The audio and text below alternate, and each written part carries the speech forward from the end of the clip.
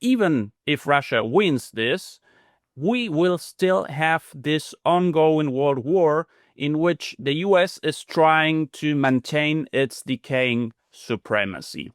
And we've seen over the last weeks many signs that somehow show that this process is speeding up a lot.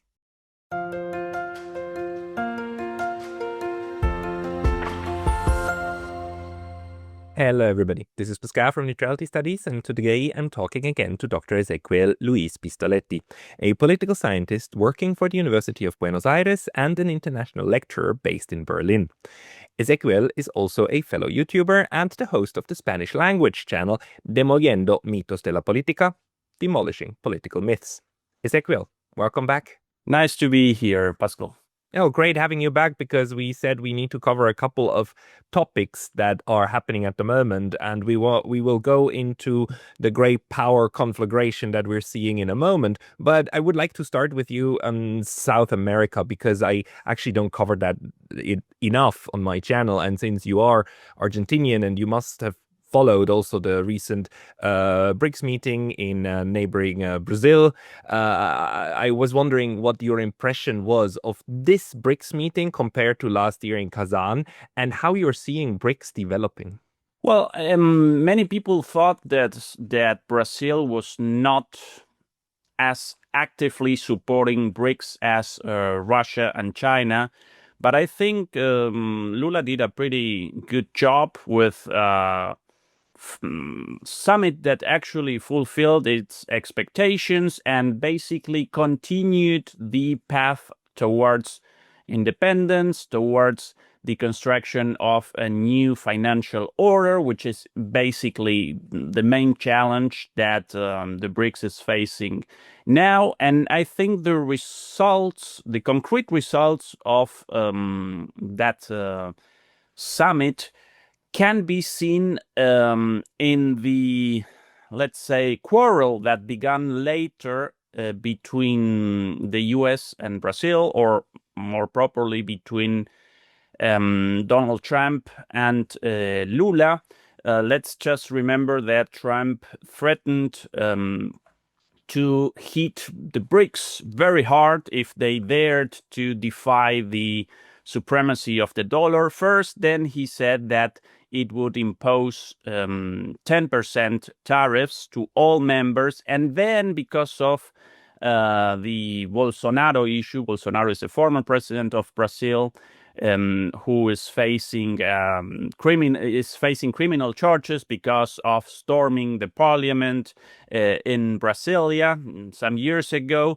So he posted something about that. I mean, Trump, and Lula responded to that and said, these are actually Brazilian affairs. This is foreign interference. And after that, Trump tried to bully Brazil with 50% tariffs, and Lula said very simply, okay, if you want to do that, we will just answer reciprocally. We will establish also 50% tariffs. And if you don't want to trade with us, no problem. We will trade with China, with India, with Russia, etc., and with the rest of the world. Actually, the US is more dependent on certain products of Brazil than the other way around, just like coffee, for instance. Brazil is the main producer of coffee worldwide. So I think that reaction has been the consequence of the summit in Brazil. And what I see is continuity in the BRICS path towards a new world order. The problem, and what actually worries me, Pascal, is that we see that the US and the West doesn't seem to allow this to happen peacefully. Trump is becoming more and more clear regarding the clash between these two blocs and the fact that the US is not going to allow the peaceful development of the BRICS, which expands and expands not only with more countries, but actually with the project of establishing a new financial order. It established some years ago the Development Bank and so on. And Trump said very clearly, if we lose the supremacy of the dollar, then actually that would be like losing a big world war. And we are going to do everything we can against that. And this is a clash that has already started, but it is escalating because of the US. And sooner or later, that might lead to an open armed conflict. Yeah, I mean, we're seeing how the U.S. foreign policy already when it comes to Russia and also Iran, right? The maybe not Iran is maybe not a systemic rival, but it is one of the classic the significant others, right, in one or the other theaters, and how wars are now being fought in a hybrid war in an on and off fashion, with Russia, having a hot proxy or coalition war going on while then still pretending to be an intermediary and an outside force for peace and so on. But okay, that's part of the job that we've got to cut through this kind of narratives and try to figure out how stuff really works. But when it comes to the BRICS, one of the things that still strikes me is that the United States on the one hand says, like, okay, or not says, but acts as if though nothing in the world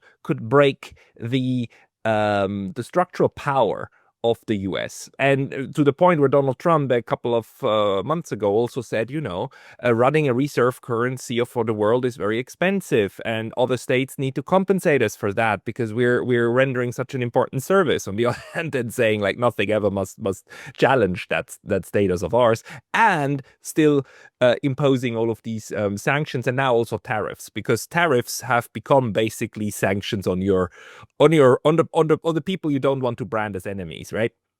Including the European Union, which recently just, gave in, at least for now, von der Leyen just accepting basically US, really the harshest of terms, whereas Brazil said, like, no, we're not taking this. If you want to do this, then fine, we're going to live with this. Do you think that we are now seeing the new structural power of the states that actually have a spine and have a way of dealing with the big bully to the north?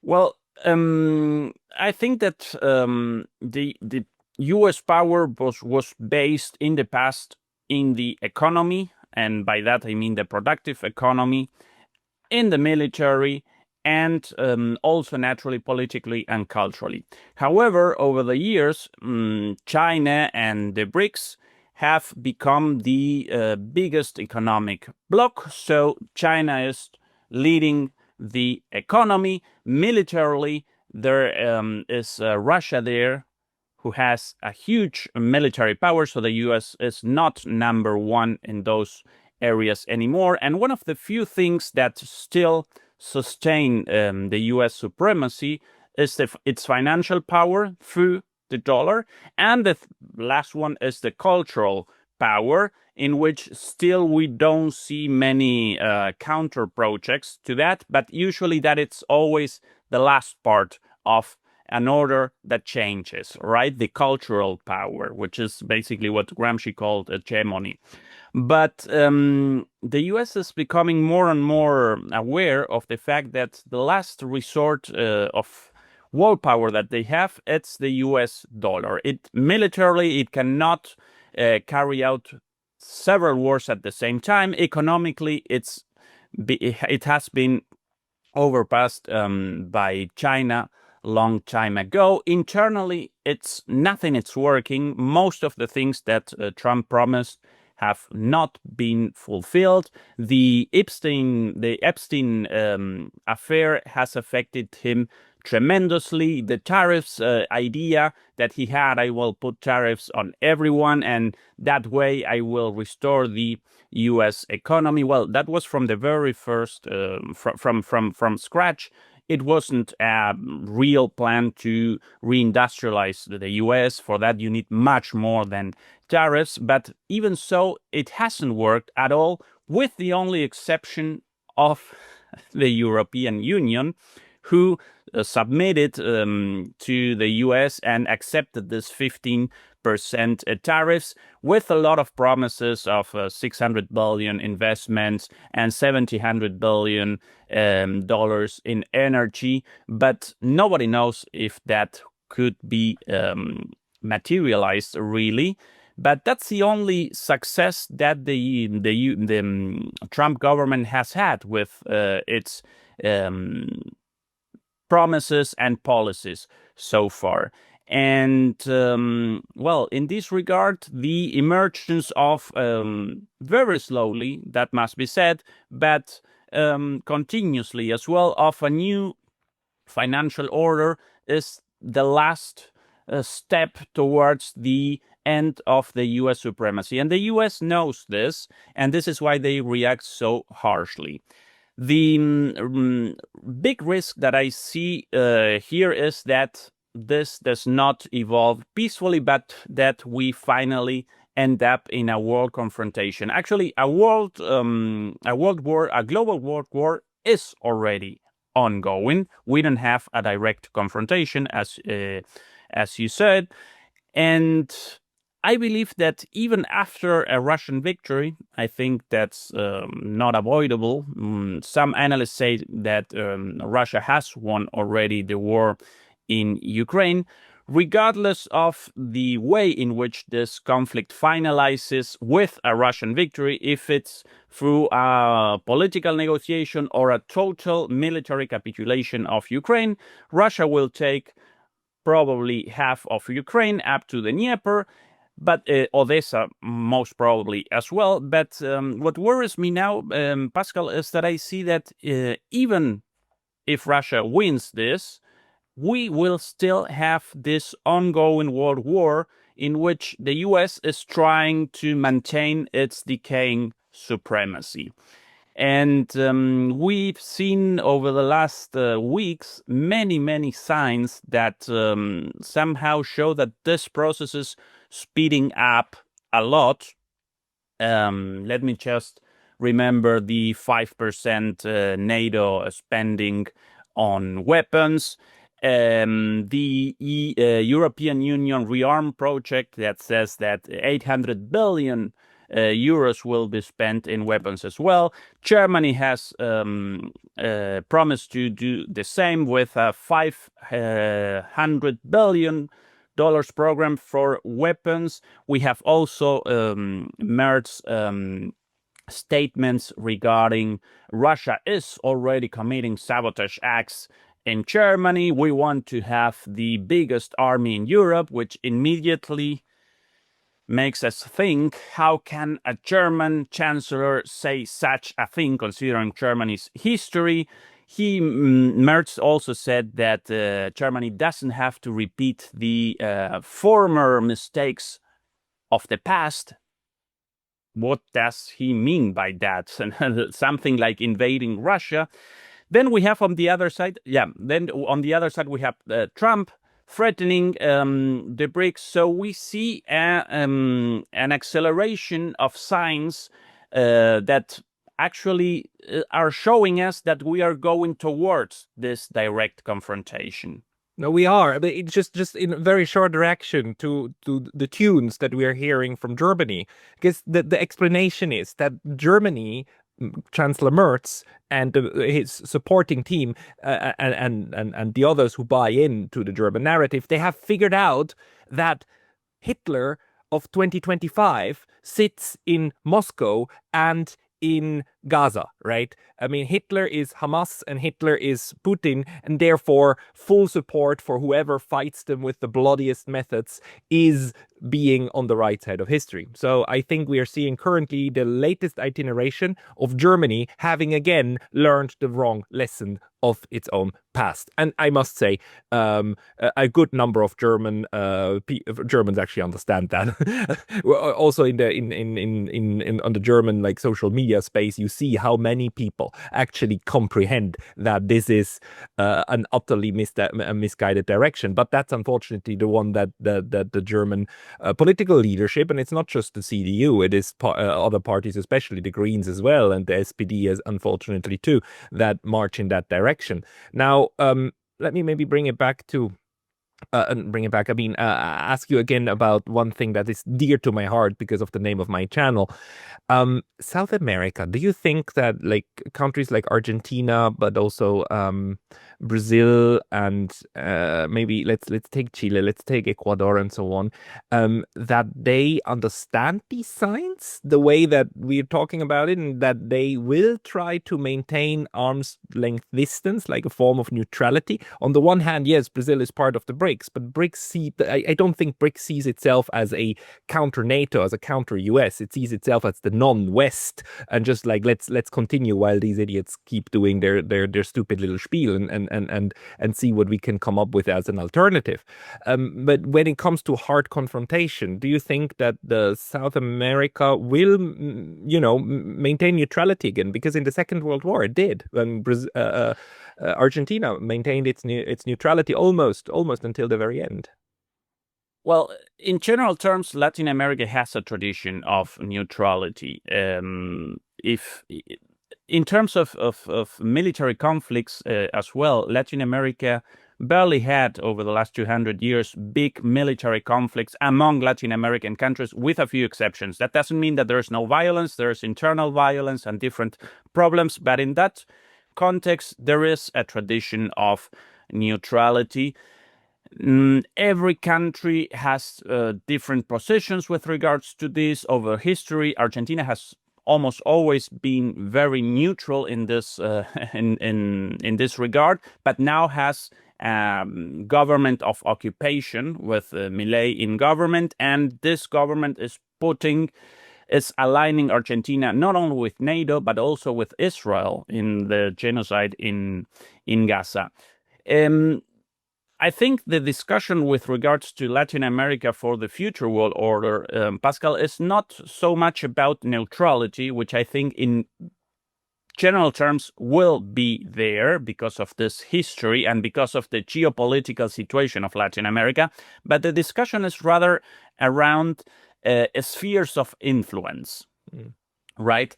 To what extent Latin America becomes an arena of struggle between the decaying power of the US and Europe, and to what extent it becomes an ally of the BRICS and China and Russia.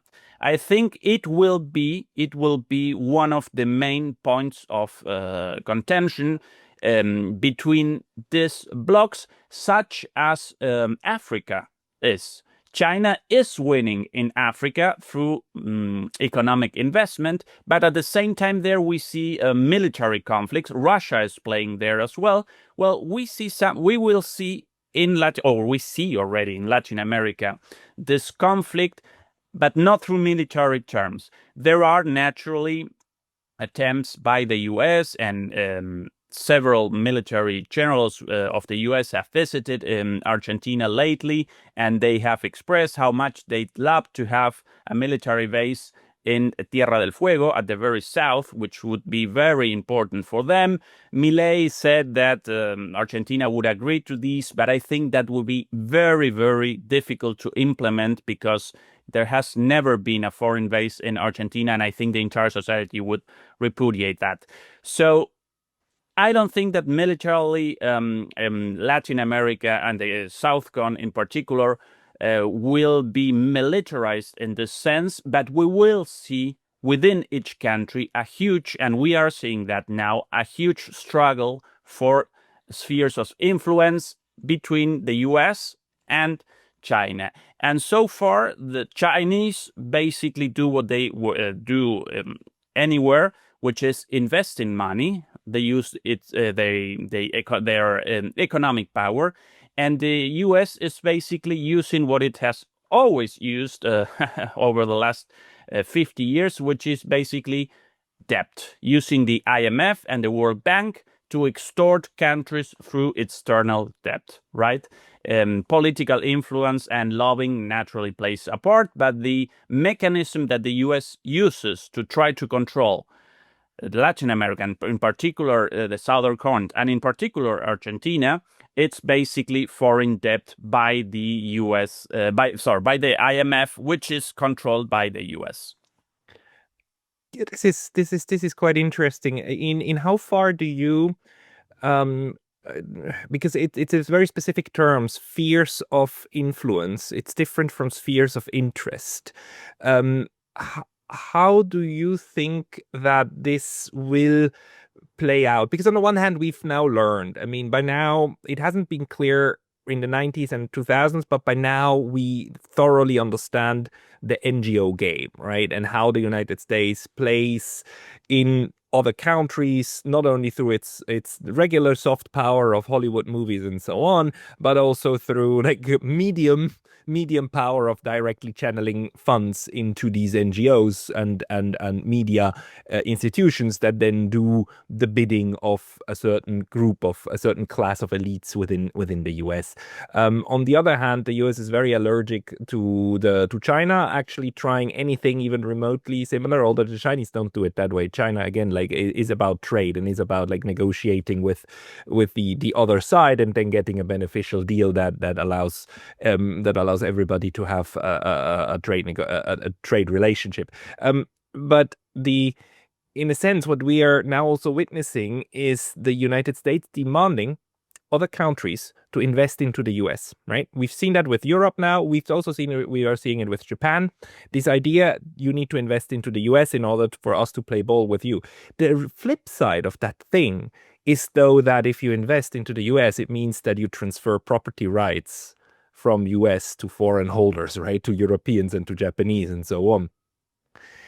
Because I just wonder if there's a connection between these ideas of creating spheres of interest and influence abroad and binding others to having stakes within the US economy. I don't know whether there's a proper question in there or not, but can you maybe, do you have any idea? Well, I can give you examples of concrete struggles in which the U.S. tries to intervene in Argentina. There were some statements of the, as for now, candidate of the U.S. to the embassy to become the ambassador of Argentina before actually being accepted by Argentina. This person, his surname is Lamelas. I think Peter is his first name, Peter Lamelas, but I might be wrong about the Peter part.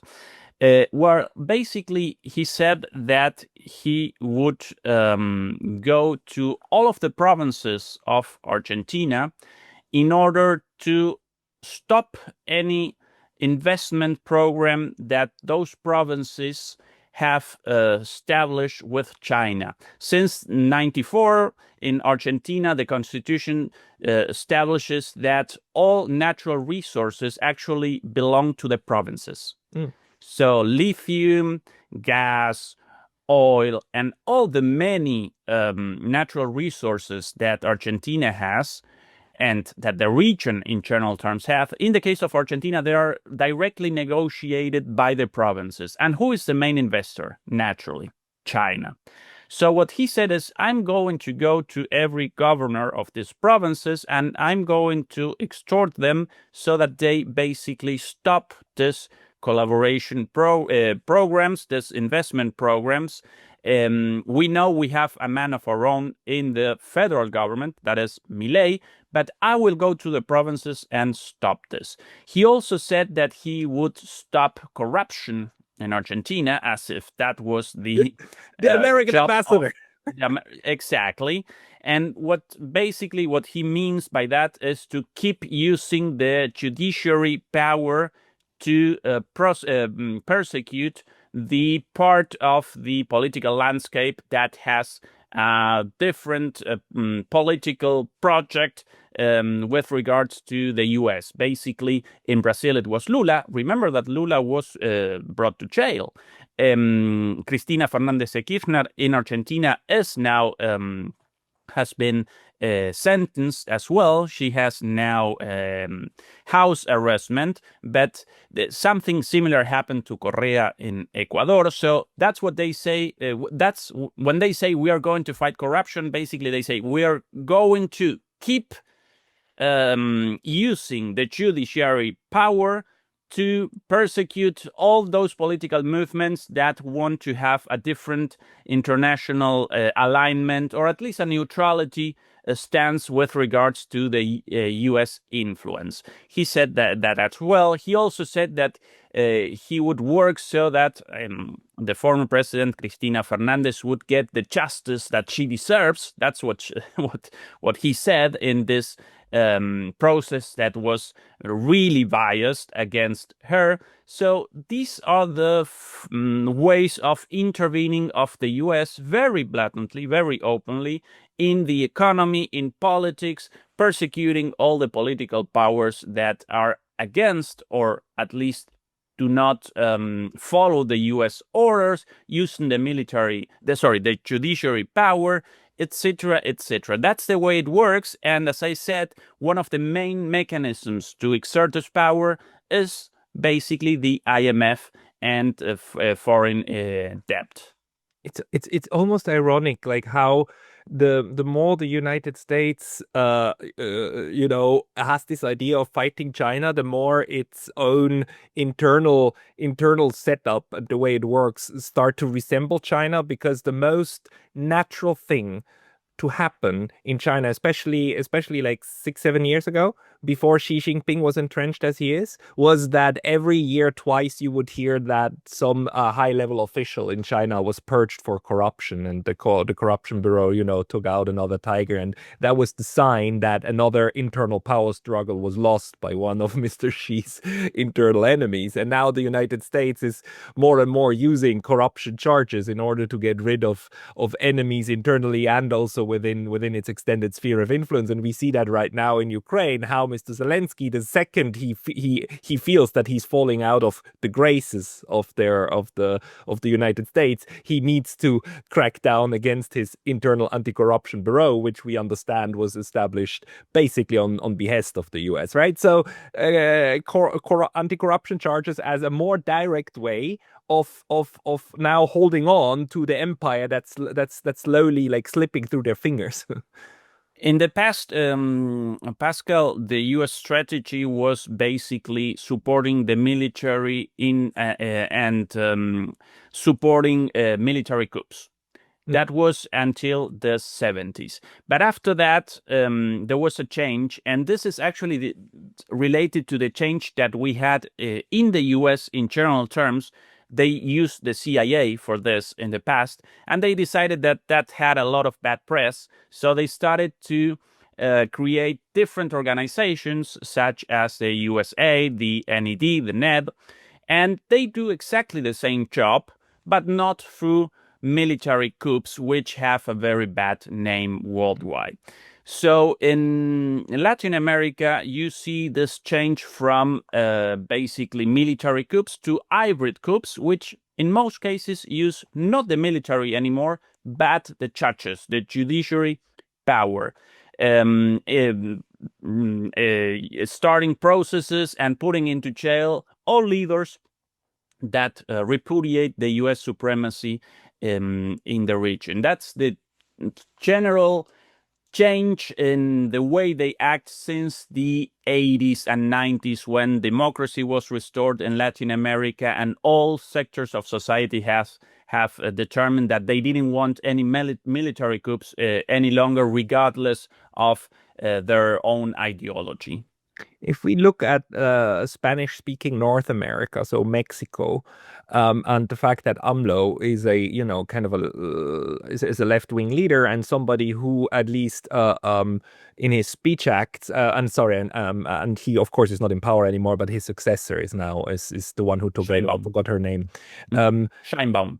Scheinbaum, she's the left-wing, the heiress of AMLO, and it's still a left-wing government, and that they actually in the speech acts and so on define themselves as not under occupation by the United States, while of course having to play ball to a very good extent, being a direct neighbor, and actually already having been threatened with invasion due to like the drug issues, the the United States blaming everybody but itself for the drug problems in the country. What is your assessment of the Mexican situation or part in this entire grand strategic American game? Well, Mexico is in a very special position because it is very, very close to the US. So the actual government and the government before, they have the strongest position they can have with regards to the US, but they naturally need the US because since I think it was now in 94 when NAFTA started, the Mexican economy has become very much intertwined with the US economy through the US investment. The car manufacturing of the US is mostly in Mexico. So they can naturally establish some boundaries, but they have to negotiate. There is no other way around. But you can also see that, not only in the car manufacturing sector, but also in the oil sector and in several other industrial sectors that are very important to Mexico. But at the same time, you can see this the other way around. Trump wanted to establish tariffs on Mexico, but the main opposers of these tariffs beyond Mexico were actually the own businessmen of the U.S. who have moved the car manufacturing to Mexico to an 80%. And the reason why this takes place is basically because an hour of qualified worker in the car manufacturing in Mexico, it's around $5, and in the US is around 28. So even if Trump establishes tariffs, well, first, the US American car companies will not accept this increase in their own labor costs. And second, there has been decades of moving all this capital, all these factories, all these machines, all this know-how that is also needed to manufacture cars to Mexico, in part also to Canada. And this cannot be undone, even if they wanted to do so, and they do not want to do so. I mean, the US American car manufacturers, this cannot be undone by a few tariffs and a question of years. And we see this in the US, not only with regards to Mexico and Canada and the car sector, but we also had an example with this Samsung factory that was established in Arizona. As far as I know, until this day, I might be wrong, and there might be changes on this, but the last piece of news that I read is that they couldn't make it start production. This is a Samsung factory that was established in Phoenix and that was supposed to start producing the latest cell phones chips, semiconductors in the US. They couldn't make it start producing because they lack of labor force, of qualified labor force. If you deindustrialize a country, that's something very easy to do. It happens overnight, not overnight, but very, very, very soon, very fast. If you want to reindustrialize a country, that's a process that takes years. Yeah, not only because of the investments that are needed, and for that you need the support of the business classes, the dominant classes, but you also need the labor force that is abundant enough and qualified enough for that. Not to mention all the natural resources and a lot of other things that that you need for that. And the US has lost this. And I don't see any sign of recovering it, especially if the strategy is basically putting tariffs just as the only countermeasure against this. And we are seeing right now, and I'm kind of smiling, although it's not funny at all, because it's very tragic, because it upends and changes a lot of people's lives, and it impacts all of us adversely. But we are seeing how some of these the tariff strategy has, bites its own tail. The fact now that the US promised, and we never know if he'll keep it, he'll probably not, but for the moment, he promised only 15% tariffs on Japanese car imports. But the imports coming from Mexico, which are mainly US cars made in Mexico, are still up until now under the 25% threat, right? So that actually you have US car manufacturers who are now angry that probably, if nothing changes, then you would have foreign Japanese cars being able to be sold at a lower price point, or a lower tariff point than their own cars. So in a sense, trying to undo this form of globalization that we had, or this form of vertical integration also across nations, is a bit like unscrambling an egg. If you try, you might be able to separate something, but you won't get the whole thing back together anymore. Do you think that that there's a chance that this administration will move away from this, or is this more of not just a symptom, but an underlying like illness that is just the part of the decline of the US empire? I think the US economic decline is irreversible. This does not mean that the US will not in the future continue to be a big power. The thing is that there will be other powers around it, and this makes a huge difference. The thing that is worrisome to me is that we see more, as I said before, more and more signs towards an attempt to have a military attempt to stop this process. We saw 2 weeks ago here in Germany as well, there was this summit, this Land Euro summit. This was a military summit in Wiesbaden. Right there, Pascal, the Supreme Commander of NATO, that's the name of the post, Supreme Commander of NATO, a new guy called Alexander Winkowicz, he said that there was going to be a simultaneous war between the US and Russia plus China. So simultaneous wars, the US against Russia and China together. And he said that this would start in 2027. He said it like that. That's in 1.5 years. This was picked up by the Polish defense minister, and then by the own prime minister, Donald Tusk. We had another general there talking about the plans of the NATO of taking over Kaliningrad.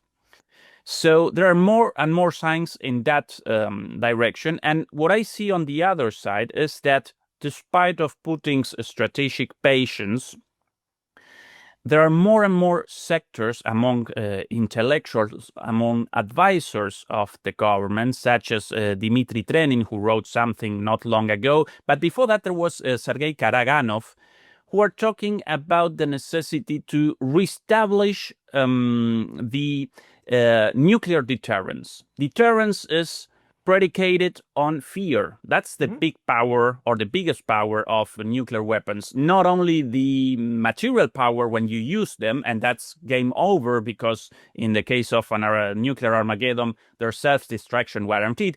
Its power, its political, its strategic power, it's based on fear. They are so terrible that you don't want to do anything that will lead to use those nuclear weapons. And this fear has disappeared, they are saying. These advisors of Putin, such as Trenin, Karaganov, and some others who advise him, on this subject. So what's the solution that they are proposing? And they fundament the argument this very, very profoundly. They say we have to reestablish the deterrence through the use of these special powers, these nuclear powers, not with a direct attack against Berlin or London or Paris, but using at the beginning a tactical nuclear weapon against or either the Baltics or Poland or some other middle power. And that it's also very worrisome because we now don't only have these provocations from the one side, but we have on the other side an internal lobby power that is very, very, with very good arguments, asking for a stronger stance on the Russia side and to start respond to all these provocations, to which Putin so far has not responded. Putin is very, very, very cold in this regard, very a very mental person, and he thinks, okay, we win this war, and that's our vengeance. So he has not responded to the attacks against the satellite bases that are actually part of the nuclear defensive system of Russia. That was 1 year ago. He has not responded against the attack on the nuclear triad. Let's remember the spiderweb operation against the nuclear bombers. So what he is doing is, okay, we do not respond to these provocations, to which we could respond based on the Russian nuclear doctrine, but we win the war and we establish our interests. That's very good. Because of that, the Third World War hasn't started, at least not in an open way, but only in this covert, hybrid world, global world war that we are having. But we have the sectors that are saying, no, that's not good anymore. We have to start showing more strength. And for that, we need to use these nuclear weapons. And these are signs from both sides towards a direct confrontation. And that's very worrisome, Pascal. Yeah, you're absolutely right. You're absolutely right. I mean, the nuclear deterrence is like physical is like simple deterrence with lethal deterrence, but you cannot deter a suicide bomber by threatening them with death. I mean, death is already what they've accepted. So if the fear is gone of nuclear annihilation, then nuclear deterrence is out of the window. The problem with Karaganov and others who make these arguments is that such an escalation from the Russian side is exactly what certain sectors of the American neoconservative establishment are waiting for, because they want to go that route and they want to be able to muster enough local support in order then to one up that escalation, which is so extremely frightening. I mean, I think we are at the worst moment since the Cuban Missile Crisis, and we're in the moment in a structural place. But one more question, or one more thought I would like to run through you is that the one thing I believe to have understood about the way the Russian leadership and also the Chinese leadership thinks is that the biggest difference is they don't think so much in election cycles, but much more in processes, in relatively long processes. So Vladimir Putin doesn't answer to stuff like spider web immediately, because he doesn't have to, because it doesn't alter the process. It's still, as long as the process seems to be going in the direction, the general direction that is imagined, then it's fine. Only once the direction seems to change dramatically, then you have to do short-term interventions. And I interpret 2022, the military response to Ukraine, as one of those moments when you need to make drastic change in order to get to correct the direction again. The US and Europe, they function differently. How do you view these the decision-making principles of the great powers? I agree with you with regards to China and Russia. They have strategic thinking, right? And the US and Europe have completely lost that ability. Not only that, but also the ability to exert diplomacy. It's completely lost. So they just react to the day-to-day news. In the case of Russia, this is different, but what, for instance, Trenin and Karaganov and some others are saying is that in the context of the strategic thinking or the geostrategy of Russia, it is unavoidable to use nuclear weapons because a direct war is irreversible. It's unavoidable. So we have to use the nuclear weapons before it further escalates in order to avoid a bigger conflict. That's what they're saying. They're not saying we have to react based on emotions to any provocations, but they say a war is not avoidable, so we have to be tough right now and try to be as decisive as we can now so that we don't have to escalate this later. That's their argument. But in the case of Trenin, Pascal, the most important part to me is that unlike Karaganov, who has always been considered as a radical in his ideas, Trenin was until recently was considered a moderate. A friend of the West. I mean, the guy has been trying to build bridges to America for 30 years. And he has a very similar biography to Putin's biography, because he was in the Soviet military, then he became a lieutenant in the military intelligence of Russia. Let's remember that Putin comes from KGB. He was in the military intelligence, Trenin, but then he got close to the Russian to Yeltsin and was part of his administration, just like Putin. And then he was a part of this attempted reapproachment of now Russia, not the Soviet Union anymore, after the dissolve of the Soviet Union, to the West. He was invited research in Rome in the NATO strategic school that there is in Rome. I forgot the exact name, but he was invited research there. And then he went back to Russia and was the director of the Carnegie Institute or Carnegie Foundation, which is basically the local East European chapter of the Carnegie Foundation of the US. And he was trying to build these bridges over years until, just like Putin, he got disappointed. And since 2013, he started to move from this attempt of reapproachment to the West to Putin, who had already done this metamorphosis. And now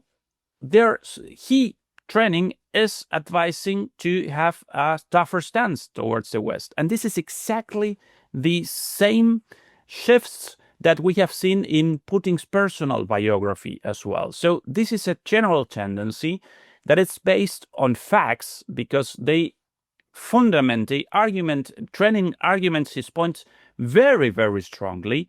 And the consequence or the final idea that he has is basically a war is unavoidable, so we have to be tougher now and use tactical nuclear weapons. That's where we are. It's a very, very worrying situation, I believe. It is. I mean, I'm most grateful actually that Russia and China are the ones who strategically constrain themselves, and even though they have thinkers like Karaganov, they also have leaders like Mr. Putin and others who are actually, who seem to counterbalance and also mediate to some extent between their different internal interpretational approaches and political analysis. What I wonder is how we get out of this again, because, nuking the planet is obviously not something that can be in anyone's interest, except for the lunatics who think that it is winnable. There are unfortunately some, and I don't actually speak about Karaganov, because I think Karaganov knows exactly that all-out nuclear warfare is the death sentence for everyone. But so in order not to go there, you need to do the low-yield one. Still is something that I want to disagree with, although I cannot formulate my objection to that right now. What do you see as a potential approach, especially by countries like ours, Argentina, Switzerland, uh, let's say also like let's say Ecuador, Georgia, that the periphery around the big ones? Is there anything that you see that would be within the realm of the thinkable, of the possible, how smaller states can influence, or also populations of smaller states like us can influence this process away from the brink? I don't think if small countries have enough power to change world order in general terms, but what they do what they can do is basically not contribute to make things worse. And that's naturally going towards the path of neutrality. And if we think of that question from the other side, from the side of the big powers, I also have the problem that you were referring to, Pascal, that it becomes hard to think of possible solutions to these if you see the tendency and the velocity in which we're going towards that. I do believe that one of the ways in which this could be prevented is in the case of a US internal collapse. Just as it happened with the Soviet Union in its time, that when you have different powers colliding, before there is a military clash, if one of the powers has an internal collapse, well, that power becomes less aggressive and tends to negotiate and renegotiate. The question is, how far is the US to having an internal collapse? And by that, I mean not necessarily a civil war, but so strong internal conflicts that the leaders come to the conclusions that they are not in the position to carry out wars all around the world and try to maintain the world order, the US-based world order, but rather they have to concentrate on internal politics because everything is falling down. That's one of the ways out of this. I don't like what I'm saying at all. I don't wish any country to have internal problems, but that would be a way out of this. The other way out probably would be just thinking, sitting down and negotiating. But for that, the US should accept that its supremacy is decaying and that there will be new powers, and that doesn't mean that the US will disappear as a big power. It will still have a lot of power and a huge sphere of influence, but that's what they are not accepting. And if you consider the warmongering narrative of the hawks of the neoconservative hawks in the US, that's unthinkable for them. It's either fight for US supremacy or die trying. And by fighting, I mean make other people fight for them. They never go to war themselves or their children. That's clear, right? Yeah. Yeah, it's the same in Germany at the moment. The people who scream the loudest, we need to militarize and make sure that we have enough conscripts to send them to the front, are the ones who will oppose the most the idea that they themselves should fight, right? Whenever you tell them on Twitter, oh, why don't you go to the front lines in Ukraine? They react very angrily, as in, oh, you're full of hate. You wish death on me. Oh my God! It's like, oh, you're the dude who just said that we need to send the sons and daughters of everybody else to the front lines, but that you do out of the goodness of your heart. But okay, let's not go there. Ezequiel, people who want to follow you, they do so best on your YouTube channel in Spanish. Do you also have a place where you in written form publish things? No, I actually concentrate my work on my YouTube channel, Demolishing Political Myths. It's in Spanish, but if you can have the automated English translation with subtitles, and it works pretty well. So if anyone wants to follow it, language should not be a problem. I recommend it to everybody. Ezequiel is a wonderful political analyst, so go and check out his channel. The link will be in the description. Ezequiel Bistoletti, thank you very much for your time today. Thank you, Pascal.